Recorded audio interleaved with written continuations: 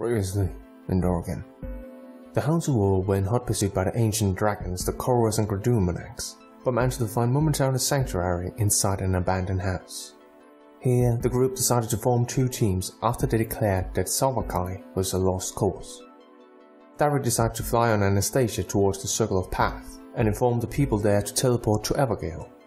Meanwhile, the three rogues would enter the sewers and make their way to the Skynomad near the airship station. Their plan was, however, slightly rushed and altered as the Chorus destroyed the roof of the house and growled, "There you are!" Davri immediately took off, but did not manage to evade a breath of draconic lightning. He fell unconscious, but fortunately was tethered to Anastasia and did not plummet to his death. Additionally, the stone peacock flew so gracefully that not only did she escape the Chorus, but managed to swing Davri back up on his seat while still unconscious. Ears led a group of rogues to the entrance of the sewers, but did not manage to avoid a sudden shower of acid as Gradumanax descended down upon them. Fortunately, he did not go down, and so all the rogues managed to escape. With the aid of a sending spell later on, the two parties decided to meet each other in the air between Evergale and Salvakai. When they once again were gathered, the group decided that they needed more answers, and so they contacted Seeker. The necromancer informed the Hounds of War that while Carax had invaded Salvakai, the continent of Feywild had reappeared and merged with the northern coast of Lanford. Furthermore, demons and armies of crows spewed from the forest. Before ending their talk, Seeker suggested that the Hounds of War visited the floating island of Solution, as the library there was certain to contain knowledge regarding the Witch Queen. When the heroes landed on the island, they were guided to the library, the Lore Resevoir, where they met the 600-year-old teenager, Shen. Going through several books, the Hounds of War learned the true name of the Witch Queen, Morgana de Parmont, a surname which Davri later would realize he had heard before, namely Commander Gallius de Parmont, the leader of Evergale's Town Watch. The heroes also learned that a group of champions, mighty warriors chosen by the gods, had fought the Witch Queen head-on in the last battle of the Hex War, and one of these was Tharian Timbercrest, a man, or rather ghost, that the heroes had met in the Shadowville, although at that time he referred to himself as Nameless. The heroes decided to send Eos and Davri into the Shadowville, as Aurora needed to stay behind in order to serve as the anchor to the material plane, just as Paco did the first time they visited the Shadowville. Meanwhile, Blake would also stay behind, mainly in order to protect Aurora from any potential harm. In the Shadowville, Davri and Eos talked to Tarion, who revealed that he was still the champion of Jakala, unable to pass into the afterlife due to her feelings towards him. But if a new champion was chosen, he would finally be free. There was only one problem. In order to become the champion of Jakala and wield the divine weapon, Reaper Claw, the person needed to accept that they only had one life and one death. To be the champion would mean to forsake the chance of resurrection. Davri and Eos discussed who in the group was the best candidate, but in the end, Eos decided to grab Reaper Claw, perhaps hoping to avoid eternal damnation in hell once he died. In his communion with the goddess of death, Eos accepted that he would only possess one lifetime, but in return, Jakala told him that until the Witch Queen was slain, death would be unable to claim him. The pact was made, and Eos became the new wielder of Reaper Claw, the spectral blade forged from his own soul.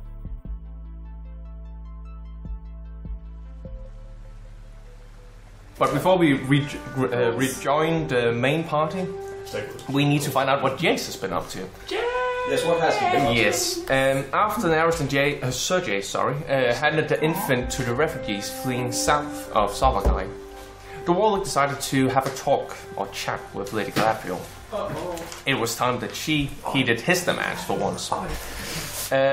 So Sir Jace, you were teleported to the Feywild, had a chat with Lady Galadriel, and where you asked her if she could not spare some of her soldiers to assist the Draconian Empire. She declined, stating that, well, she had just declared war against the Summer Court and therefore needed her soldiers. However, she had a plan that would allow you to accomplish this goal, but at a price, which we have already discussed. Yes. So a couple of days pass, and we see Sir Jace and Lady Galadriel wander through a forest of gnarly trees covered in dull turquoise moss and amber leaves. God, this place is great. The forest floor crunches underneath their feet, and the tree crowns rustle in the wind as they make their way towards an archway formed by intertwining trees. As Jace enters the archway, Lady Galadriel remains behind. Her gaze is fixed on the massive, unpainted wooden door at the end, where there is a massive golden door knocker depicting a wolf head biting down on a reef. And as you walk towards the door, Jace, you hear Lady Galadriel say, "Heed my warning thrice. Refrain from entering twice, but do so on the third invitation." Okay, I'm gonna need to write this the fuck down. Yep. Fuck riddles. Heed thrice? Yeah, that's just a saying, essentially. Oh, okay. Listen carefully. Yeah. Refrain from entering twice, but do so on the third invitation. Okay. Yes, okay, I think I got it. Yes. Accept the food and drink of your host, but do not consume it. Okay. And whatever you do not anger him. That's gonna be an issue. Probably Okay. etiquette. Welcome to the Feywild. So you stand in front of the door, and this massive door knocker, we're talking about the size of a hula hoop ring, essentially. I knock. And you hear inside, slightly muffled by the door, a voice say, "You may enter." I knock again. "If you be Sir Jace, Champion of Frost, you may enter." I knock thrice. And on that, the door opens by itself. I enter. You enter.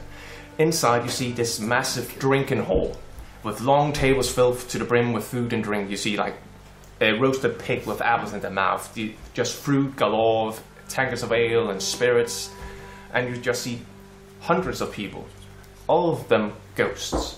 Ah, spirits. You can see there are some that have these archaic armaments, and when they talk, even though they can understand each other perfectly, it's different dialects and also different times in essentially how language has evolved. Not to sound racist, but I mean, are they all like mono-raced, or are they? No, all kind. Essentially, and you can also see, like, culturally speaking, they are from all across Triangle. And at the end of the hall, you see the master. This 9 to 10 feet tall man with these broad shoulders, elaborate leather armor that is this green and amber colored. Instead of a head, he has a skull with burning eyes and a pair of massive antlers. And just this barrel, almost like tankard, sitting on a throne. And he just stands down, greets you and say, "Sir Jace, be merry, man, come here." You know this to be Woden, leader of the Wild Hunt. Woden? Woden. Woden. W-O-D-A-N. Right. Is it too late to switch god? Don't worry, you have done the whole invitation, so Okay, I was just thinking, is this also an invitation? Because then I have to... Okay, I approach. And again, as you start to walk, you suddenly feel yourself be lifted up by the ghost as they just pass you along, like almost like a rock concert, like woo! Crouch again. And you see some of the ghosts find like a table and a chair for you to sit next to to Woden. "Ah, Sir Jace, excellent to see you. Pleasure's all mine. So, I have guessed the reason why you're here, and I'm very interested to hear your answer. Have you accepted the deal?" I believe it's in my best interest to do so, so yes. Splendid, splendid. Well, you better meet your bride then. Yes. Boilo! And you see this blonde tiefling with like braided hair down here, and she's essentially like a Viking in appearance, like from the show Viking. She has like, yeah, again, it's imagine how like the warrior woman looks there. Like Hatchet, yeah. Yeah, Doraken. She has like a hatchet on the side and this massive longbow, as in she needs to place it down on the ground in order to fire it. And she looks towards you and says, "Oh, so this is he?" And then she like looks you up and down and says, "Well, could be worse." Oh, could be raining. Oh, I'm glad. There could be bees. Well, better get the celebration in order then. Well, you young kids can go outside and enjoy the view. And you can see that another door opens out to this with a view of a lake and these amber-colored leaves that start to fall down and just ferry their way into the horizon. So you and Will are given a short. Her name was Willow. Willow. Okay. Yes. Aww. So, greetings. Greetings, Willow. Sir Jace, that is I, Sir Jace. Again, when you look at her, she is clearly Fey splendid, essentially. And if you had not been a half-elf with the Fey ancestry and not the champion of Frost, you would have fallen madly in love with her, whether or not you actually had any feelings towards her. And she's like, you can see she's a bit nervous, she's a bit awkward in this situation. I know this is all kind of sudden, and I feel like it'd be best that we discuss what we expect of one another from this relationship. Seems like a fair idea. Okay, I'll start. So this is part of a political alliance on my part.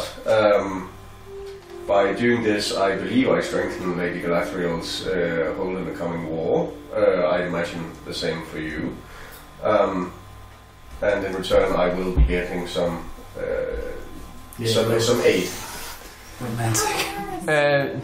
She nods and says, well, I share that sentiment.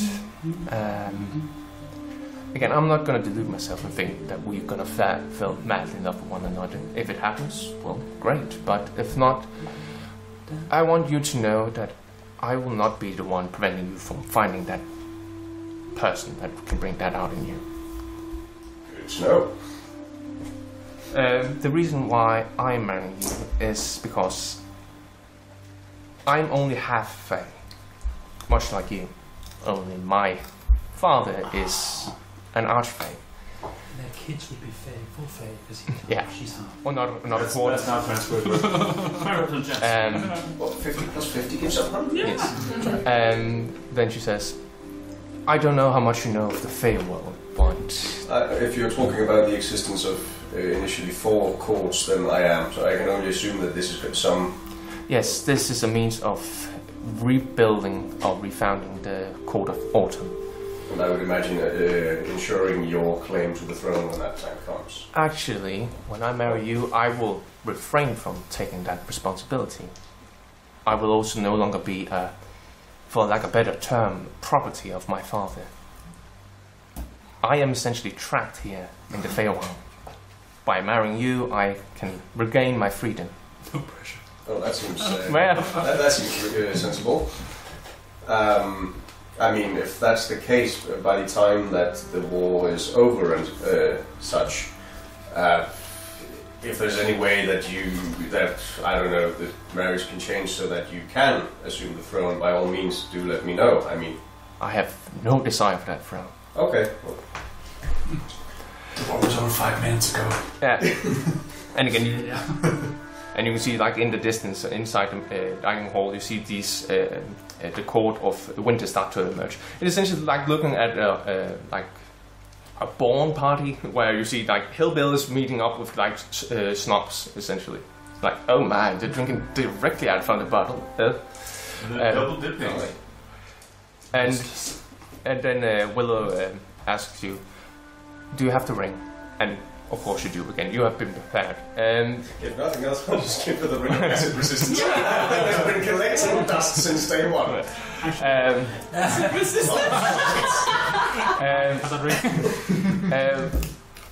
The ring you have crafted has been forged from never melting ice and enchanted not to be cold to the touch. Oh, I am fancy. Yeah, again, you have help from Lady Galadriel as well.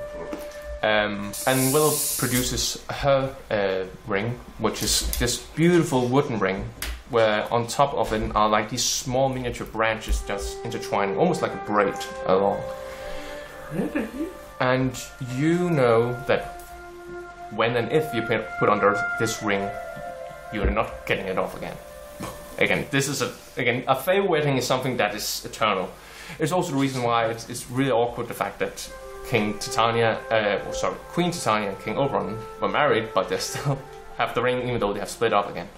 Wait, is this Titania Oberon from Shakespeare or is this in the game? These are my versions of it. I just want to make sure you were... Okay, cool. Fucking royals, they can break all the rules. So, I better get dressed then. Wait, go. They define the other walls. And again, she's in the pass from you. You see that she walks over to Lady Galadriel, takes her hand and guides her into another room. Fair enough, I go back to the hall. Yeah. And do you get redressed for like wedding attire, or do you just go in the full warrior? I guess I'll just be wearing the winter's vestments then, since that's basically my champion uniform. Or whatever. Yeah, that's perfectly fine. Yeah.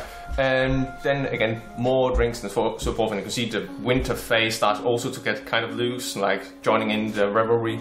And then Willow enters the room again. And she has this beautiful green and orange dress with like these leaf motifs that start to swirl around her, and then the further up it gets, it turns orange, almost like she's in flame. And her wild hair is loose and just kind of floats in the air, like if there's a breeze. And behind her are like these ring bearers of pixies just sprinkling dust, fairy dust all around. I'm glad this isn't the Feywild, otherwise it might get a little gay. And then you're brought forth, Lady Galadriel and Vogan. Det kom ligesom sidste gang, så lige pludselig indstorms i os out of a hellish gateway somewhere. You called! You each give the other one the ring on, I guess. And you can feel how it fuses with you, it becomes part of you now. And then Lady Galadriel places her hand underneath your hands of Willow and you. And Woden puts his on top, and then just this swirl of arcane magic just... If we looked up in the sky, we can just see this impulse like... Yes, the thing. Some of the trees start to just freeze immediately, others start to just decay, others again just start to sprout wildly, grow far beyond normal, even in the Feywild.